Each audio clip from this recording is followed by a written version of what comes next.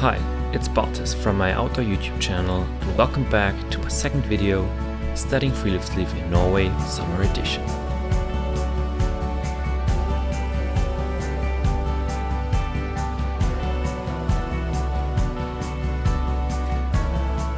In this video we're going sea kayaking to an abandoned island, eating what we catch from the ocean,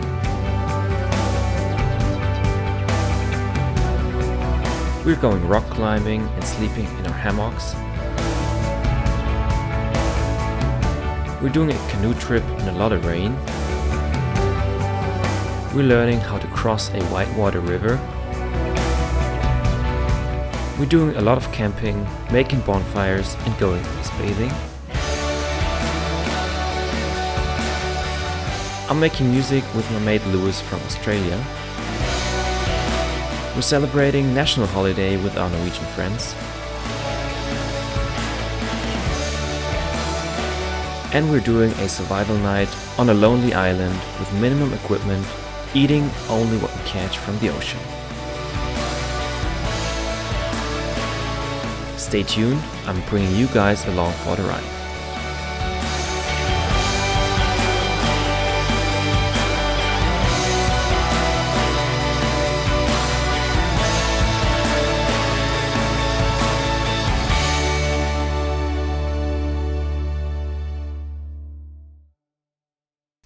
But let's start from the beginning. After a long, cold, dark and wet winter and a lot of winter trips, we were happy to have a few days off. And all of a sudden it was starting to get warmer, and within 2 weeks it was springtime in Kristiansand. The perfect salad. We had class in early spring on how to harvest from nature using plants and berries to make a tasty salad and vegetable soup.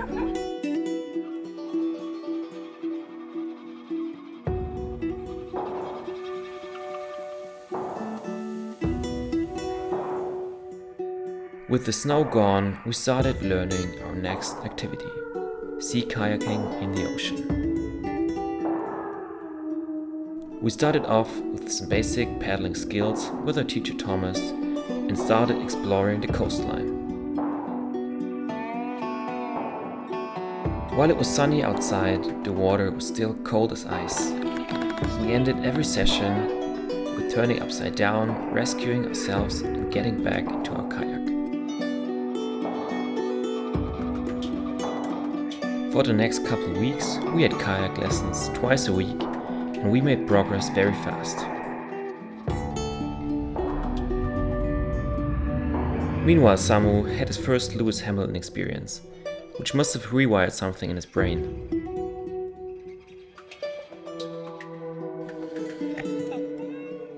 Love this guy. After the long winter, we enjoyed every bit of sun with summer activities like beach volleyball.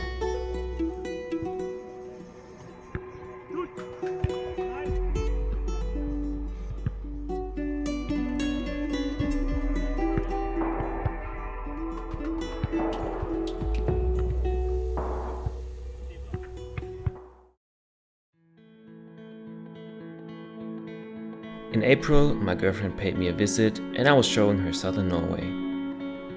Being a member in the Norwegian Tourist Association DNT allows you to stay in cabins all over the country for a reasonable price. After a 2-hour hike, we arrived at this cozy cabin at the south coast.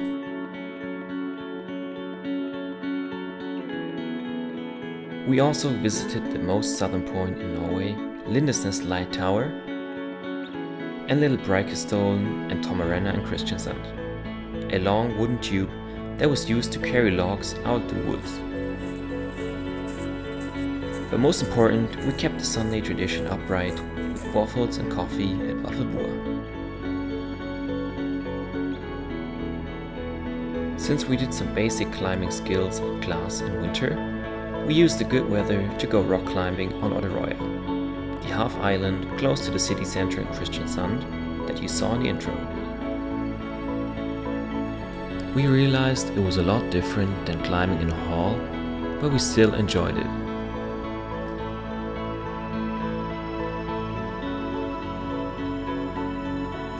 After making dinner on a bonfire, we put up a camp full of hammocks, which looked really cute, and I woke up early to enjoy a beautiful sunrise out of my hammock.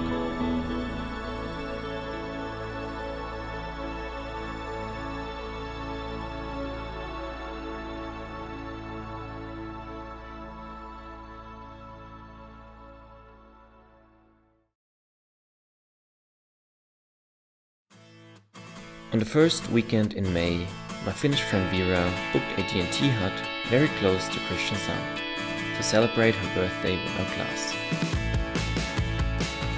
It was a beautiful spring weekend in Norway, and we used the garden to play spikeball and enjoying the sunset.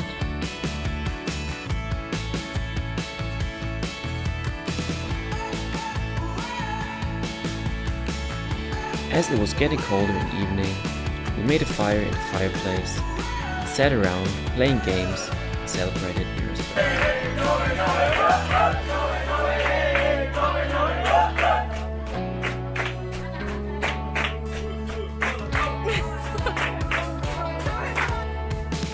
That was a very fun weekend.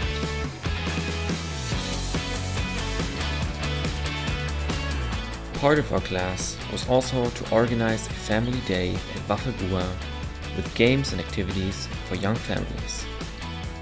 Days like these were just chill and nice to see the children having fun playing outside.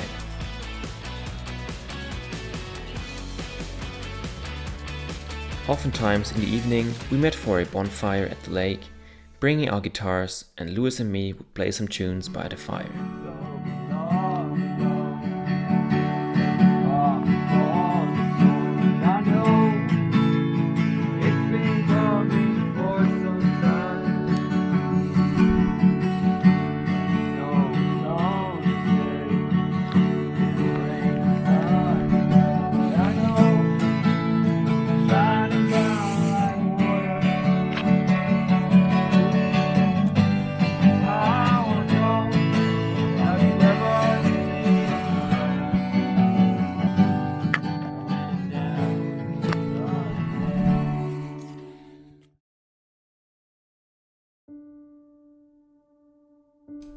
Our next trip was in May.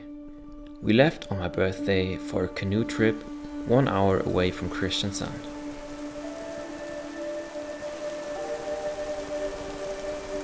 The weather forecast wasn't looking good at all, but our teacher Kjetil told us that if we accept the situation, we can have fun after all.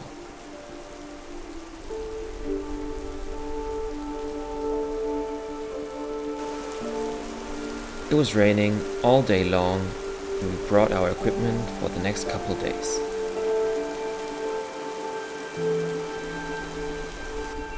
After storing the equipment at our campsite, we learned about different paddle techniques, which was quite similar to paddling a sea kayak.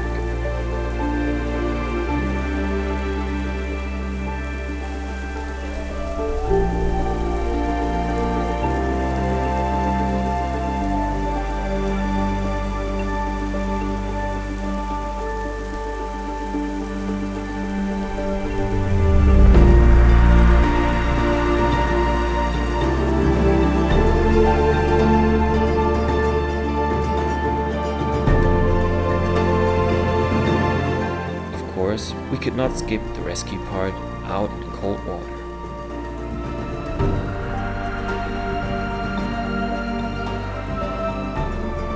Putting up a good campsite was crucial to get warm after we were wet the whole day. My Spanish friend Jimmy will show you around a beautiful hammock and lavabo setup.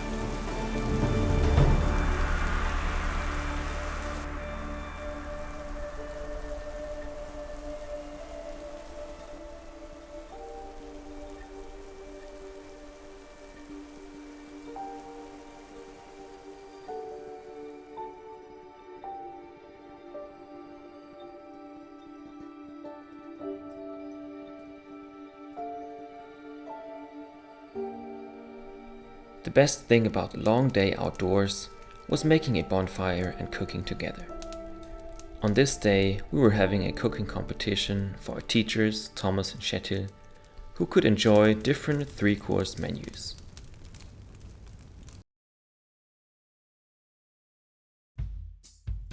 The next days consisted of different navigation tasks, and paddling without rain was a lot more fun.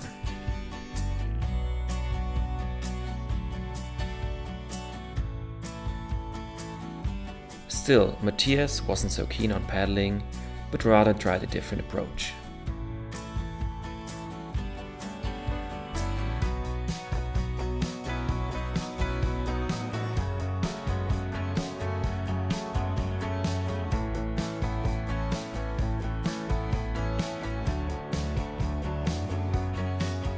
After arriving on our beautiful next campsite at the beach, putting up our tents in the hammocks, we had a beautiful view on the lake.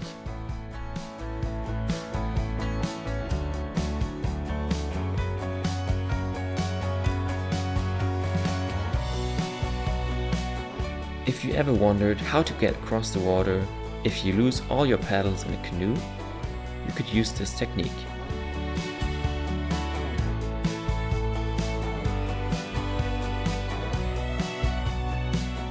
Part of this day was also to paddle through whitewater areas and crossing rivers.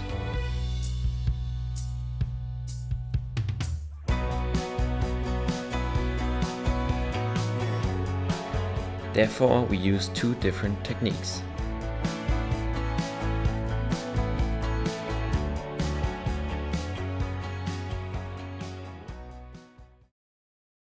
After jamming a couple times together, Louis and I decided to practice a couple songs and go basking downtown.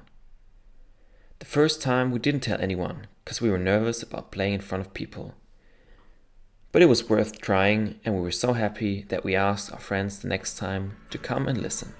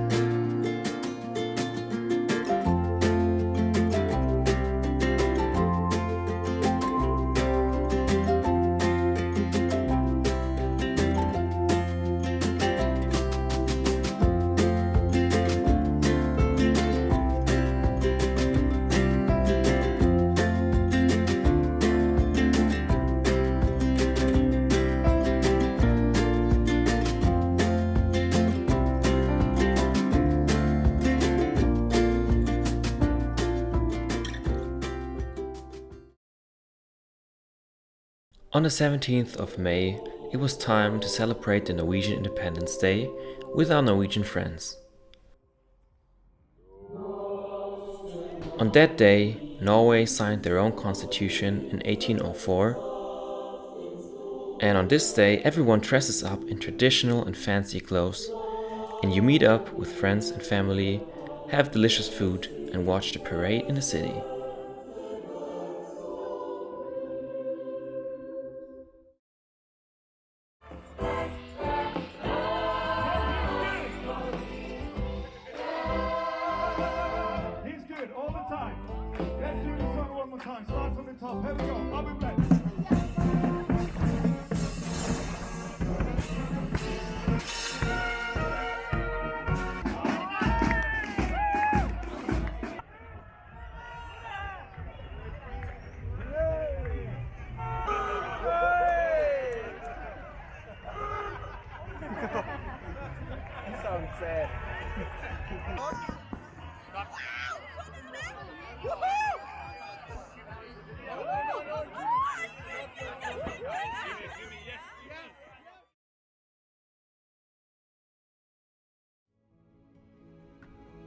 At the end of May, it was time for our last big uni trip, the coastal course.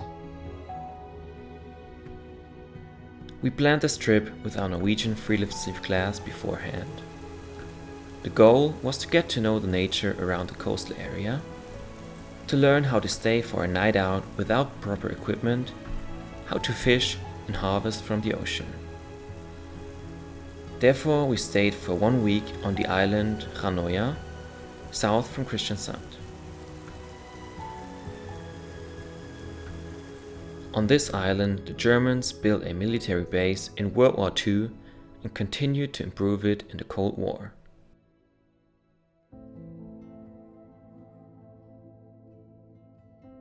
Because of its strategical position, it was supposed to defend the city in case of a war. After we arrived, we were given a tour around the island through all the leftover bunker and tunnel systems. It was quite impressive to see. Luckily, it never came to use in a war.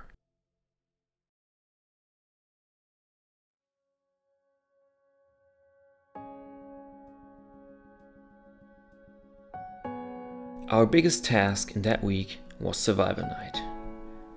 Every group had to spend one night out with only minimal equipment. After receiving the location of the island, we rode to the island and started looking for a good spot to stay. First tasks were bringing our equipment on land and collecting firewood for the night while it was still bright. After that, we took our rowing boats back on the water and started fishing for the rest of the day.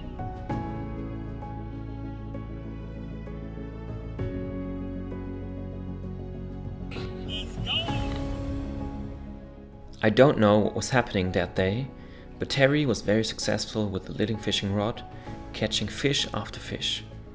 While I was struggling to land the fish that I caught, all my fish were too small to keep.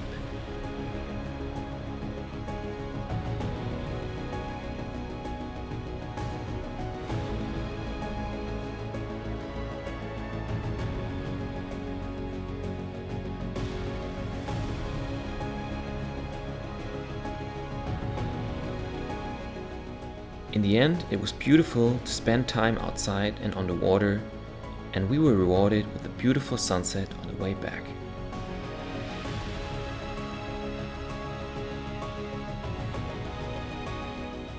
It was nice to see that the rest of the group were also catching fish, so we had at least something to prepare on the bonfire.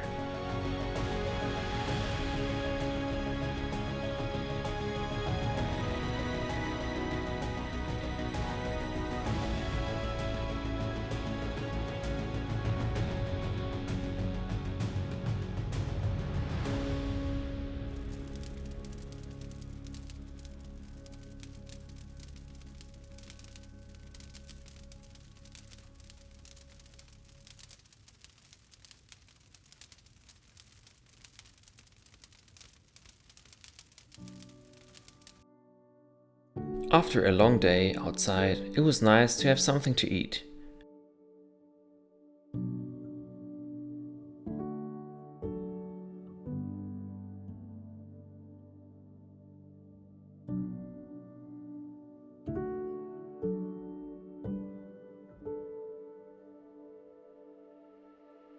Since we didn't have any equipment to sleep outside, we had to look for soft grass spots on the island. I found this comfortable spot and I used my life vest and leftover clothes as a pillow.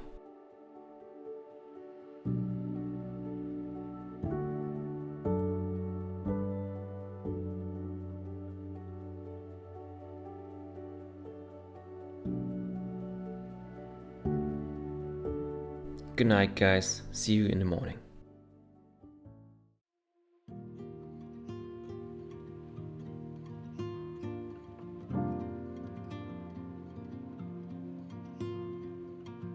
Some haven't slept at all, others tried to keep themselves warm at the fireplace, but we all made it. After packing everything together, it was time to leave the island and row back to Ranoya. Although I haven't slept really good, it was a cool experience and I was glad that we did it. It makes you appreciate a soft bed and a kitchen even more.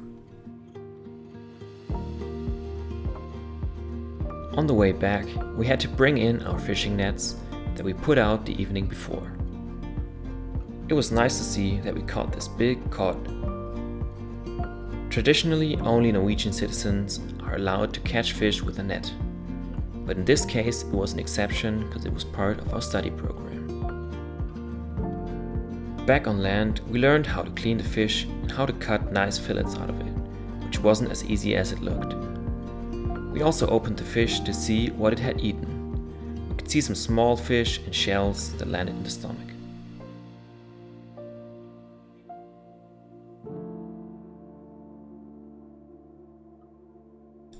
After some time in the kitchen, we prepared the fish with some vegetables that our teacher provided. Imagine having this dinner after a night out without proper food. Just beautiful.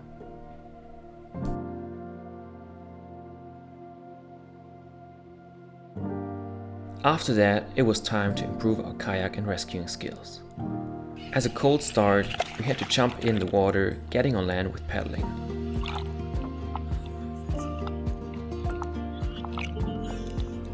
After that, we improved our rescue techniques. For example, how to rescue somebody that is unconscious in the water. With the right technique, you're supposed to be able to turn somebody in his kayak back up again.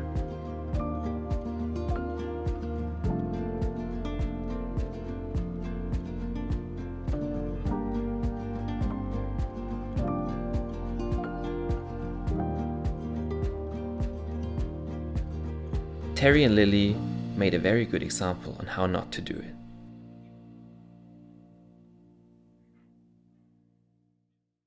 And then Mark was on a special mission. He wanted to show Thomas in his dry suit how cold the water actually is.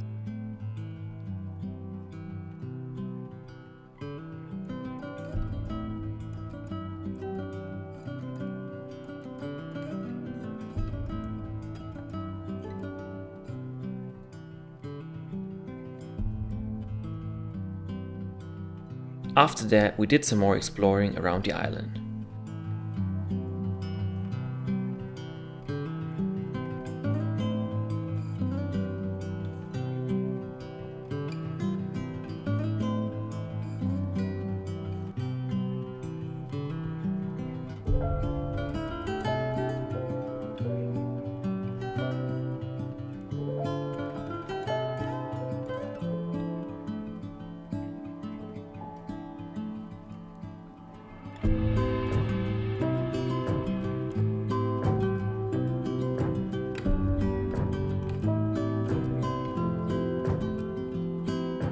I really like to look at the cabins from the water.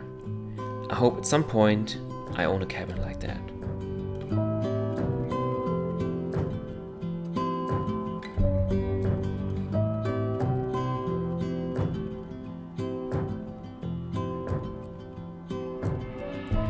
On the next day, it was time to learn about shallow biology in coastal areas.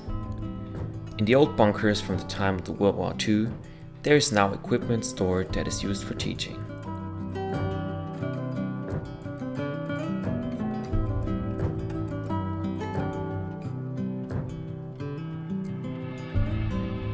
After collecting mussels, snails, crabs and seagrass, we took a closer look.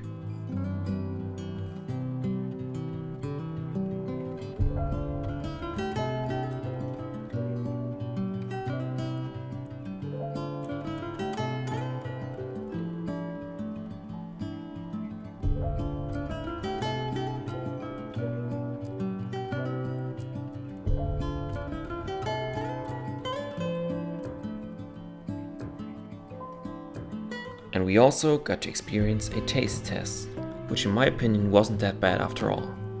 It was kinda like small shrimps.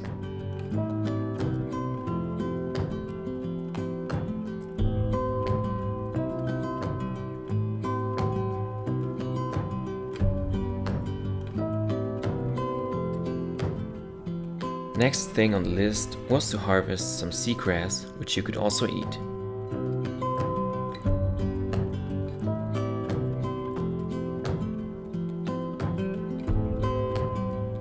Not my favorite thing, but apparently Marta liked it.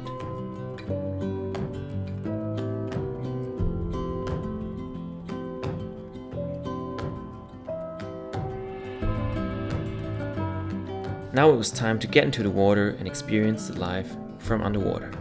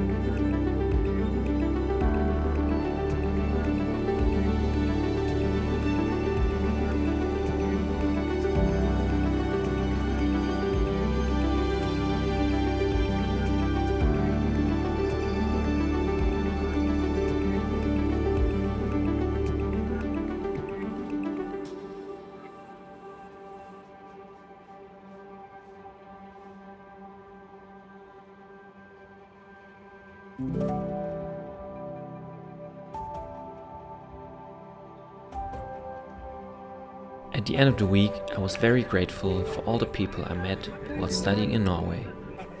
I had a wonderful time with these people. Thanks a lot to our teachers, Thomas and Kjetil.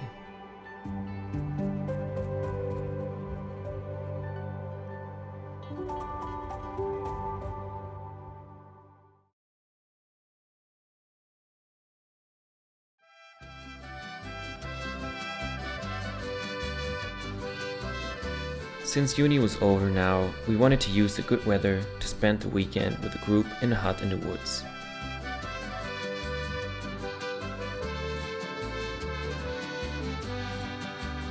We spent the last couple days all together in a hut, doing what we enjoyed most, being outdoors. Let's go fishing. Let's go Catch fishing. some fishies. Some freshwater trout.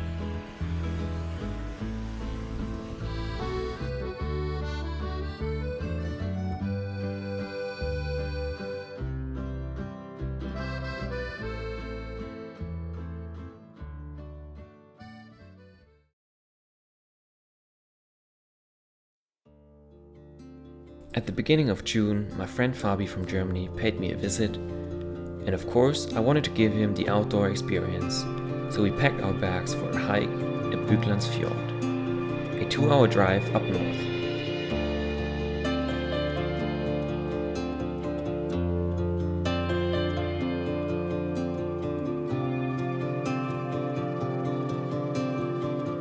After 2 hours hiking up the hill, we arrived at the top with a stunning view across the valley.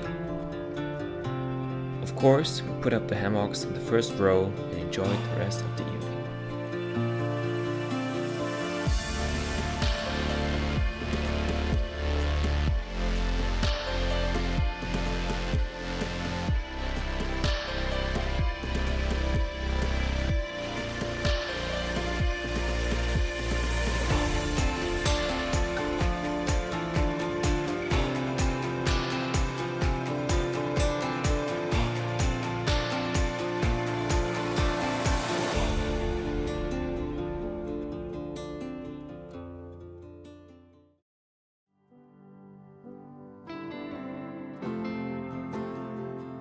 A couple days later, we took the kayaks to camp on an abandoned island 2 hours south from Kristiansand.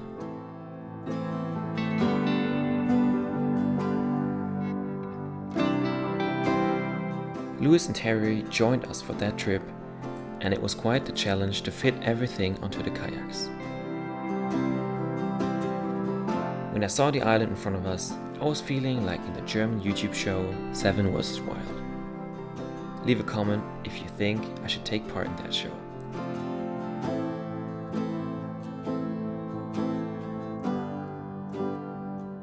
After arriving on the island, it was time to check out the island for a possible sleeping spot.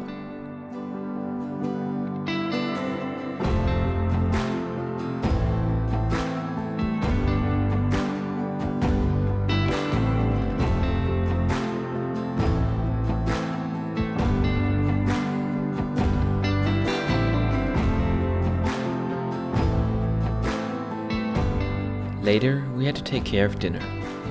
Louis caught a pollock, a fish that you find all along the coast, which tastes quite decent.